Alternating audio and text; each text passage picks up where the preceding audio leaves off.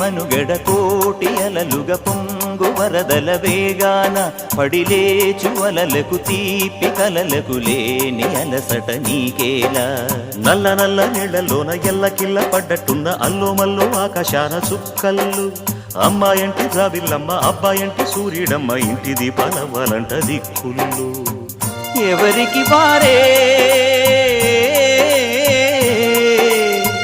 యమునకు నీరే రేవు నీరు నావదంట నావతోడు రేవుదంట పంచుకుంటే గోరువంక వాలగానే గోపురానికి స్వరాల గణగణ గంటలే మోగనేలా గోపబాలుడొచ్చినాక గోకులానికి పెదాల కిలకిల పువ్వులే